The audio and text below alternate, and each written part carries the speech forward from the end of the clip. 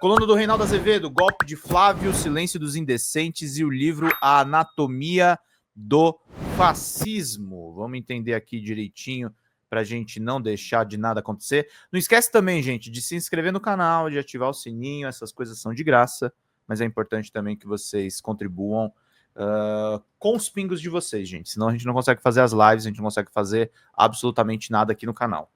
Vamos trazer aqui para vocês a coluna do Reinaldão. O senador Flávio Bolsonaro ameaçou sem temor e nem reservas o país com um golpe de Estado caso um aliado de seu pai seja eleito. Indulte os golpistas e o STF decide o óbvio, que a medida é inconstitucional. Nesse caso, afirmou, a única saída é a força, e só há uma maneira do executivo forçar o judiciário a fazer o que não quer. E qual é que foi a reação? Analistas ou destroços morais afins fizeram um esforço para oferecer uma leitura benigna do que afirmou o político. Ele estaria, segundo um desses delírios, apenas admitindo as dificuldades de haver um indulto. O Globo, ao menos, fez um editorial todo cheio de cuidados, é fato, mas repudiou o despropósito. O texto não toca na palavra golpe, a não ser para referir aos eventos de 2022, e traz um trecho que tem lá sua graça, certamente involuntária. Não ficou claro o que Flávio quis dizer com o uso da força. Eis sua explicação singela para as condições que levariam a tal desfecho. Estou fazendo uma análise de um cenário. Bolsonaro apoia alguém, esse candidato se elege, dá um indulto ou faz uma composição com o Congresso para aprovar a anistia. Em 3 meses isso está concretizado. Aí vem o Supremo e diz, é inconstitucional, volta todo mundo para a cadeia. Isso não dá. Certamente o candidato que o presidente Bolsonaro vai apoiar terá esse compromisso. Não ficou claro? Como não? Quem usaria a força contra o STF para impor a vontade do seu presidente? Como isso seria possível numa democracia? E, no mais, se fez silêncio, a não ser pelas vocações rastejantes que tentaram quebrar um galho para o senador, sabem como é. Como a urgência está em inviabilizar a recandidatura de Lula, todo o resto é permitido, inclusive flertar com golpistas. Essa reação estupefaciente a um pré-anúncio de golpe me trouxe à memória algumas passagens do excelente Anatomia do Fascismo, de Robert Paxton. Querem ver? Segue em vermelho um trecho do livro. Especificamente, os líderes conservadores tiveram que decidir se deveriam tentar cooptar o fascismo ou empurrá-lo de volta à marginalidade. Uma decisão de importância crucial foi se a polícia e os tribunais deveriam obrigá-los a respeitar a lei. O chanceler alemão Brüning tentou conter a violência nazista em 1931-1932, proibiu em 14 de abril de 1932 as condições uniformizadas da SA. As ações uniformizadas da SA. Em julho de 1932, contudo, quando Franz von Papen substituiu Brüning no cargo de chanceler, ele suspendeu essa proibição e os nazistas, excitados pela perspectiva da vingança, desencadearam um período mais violento da crise constitucional de 1930-1932. Comento, os regimes fascistas tiveram, sim, o apoio majoritário durante um tempo, mas só chegaram ao poder porque conquistaram setores da elite e da classe média com suas promessas de disciplina e ordem. Vejam ali os conservadores na esperança de que poderiam domesticar o mostrengo e usá-lo a favor dos seus interesses. Está equiparando o nazismo ao bolsonarismo? Pergunta enjoada. Não equiparo. Extraio lições da história e evidencio a atuação que exerce o autoritarismo em determinadas camadas. Mas ainda, sempre há aqueles que consideram que podem fazer dele um uso instrumental. Mais um pouco de Paxton, vamos lá. Na Itália, embora alguns chefes da polícia tenham tentado pôr freio no comportamento transgressor dos fascistas, os líderes nacionais, em momentos decisivos, como já sabemos, preferiram transformar Mussolini a discipliná-lo. Os líderes conservadores de ambos os países, referem-se também à Alemanha, concluíram que aquilo que os fascistas tinham a oferecer superava em muito as desvantagens de permitir que esses rufiões se apoiassem no espaço público da esquerda usando a violência. A imprensa nacionalista e os dirigentes conservadores de ambos os países foram consistentes no uso de 2 pesos e 2 medidas, no julgamento da violência fascista e da violência de esquerda. E ainda, a colaboração conservadora na chegada do fascismo ao poder se deu de diversos modos. Em primeiro lugar, havia cumplicidade com a violência fascista contra a esquerda. Uma das decisões mais fatídicas, no caso alemão, foi a suspensão da proibição das atividades da SA, assinada por von Papen em 16 de junho de 1932. Os esquadristas de Mussolini seriam impotentes sem a vista grossa e até mesmo a ajuda direta da polícia e do exército italianos.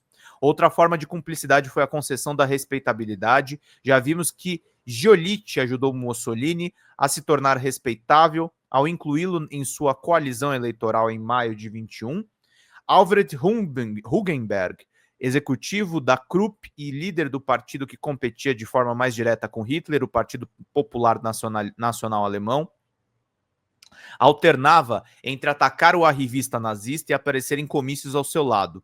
Um desses comícios, realizados em Bad Harzburg, em outubro de 31, levou o público a acreditar que os dois haviam formado uma frente Habsburg, mas enquanto Hugenberg, ajudava Hitler a se tornar mais aceitável, os filiados do DNVP se bandeavam para os nazistas, tão mais excitantes. Se o mecanismo lhes parece familiar, não é mera coincidência. Os conservadores resolveram jogar alto. Quando um acordo com o partido fascista bem-sucedido passou a parecer possível, o poder com base de massa se tornou então uma meta alcançável a eles também. Chegou a haver uma competição entre os conservadores que tentavam conquistar o apoio da totalidade ou de parte do movimento fascista.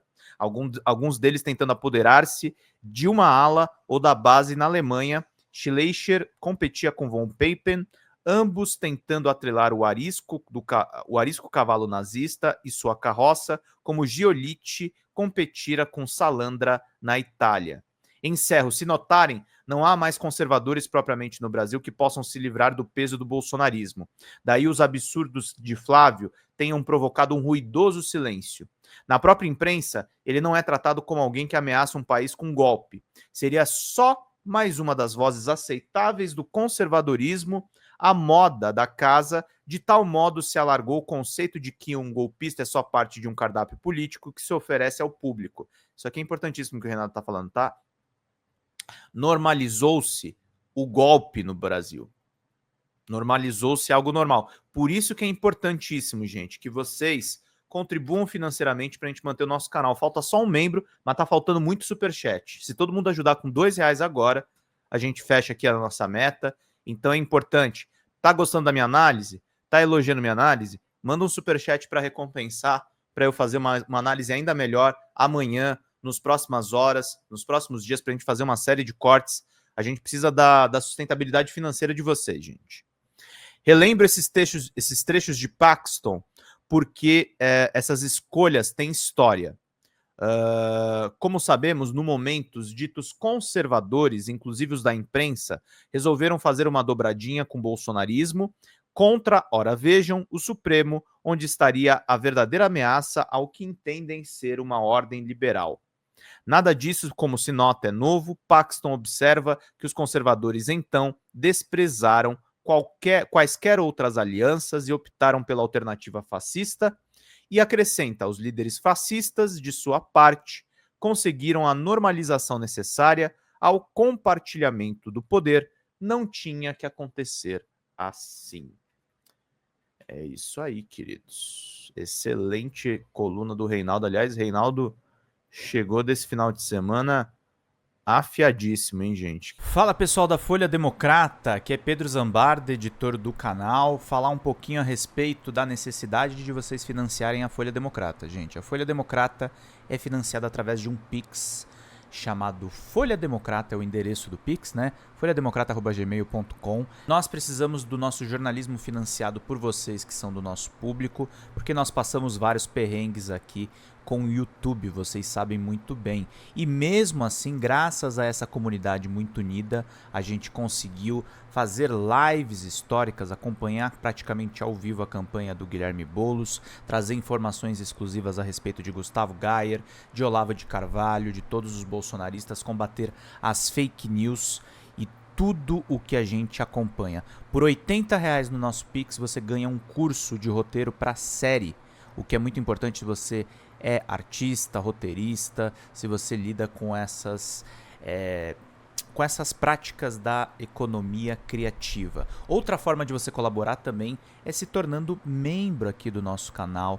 Isso é muito importante para você fazer as suas atividades por aqui, porque você tem acesso a vídeos exclusivos e nós temos um curso de jornalismo básico para você poder acompanhar a partir de R$5, que é ministrado por mim. A gente tem aí quase uma dezena de aulas e muito conteúdo para você poder acompanhar. Meus caros, minhas caras, financiem o jornalismo independente, financiem o jornalismo que se posiciona à esquerda, financiem o jornalismo na internet, que traz informações confiáveis, checadas, que cruza informações e que trata você, que é o nosso público, de uma maneira muito séria.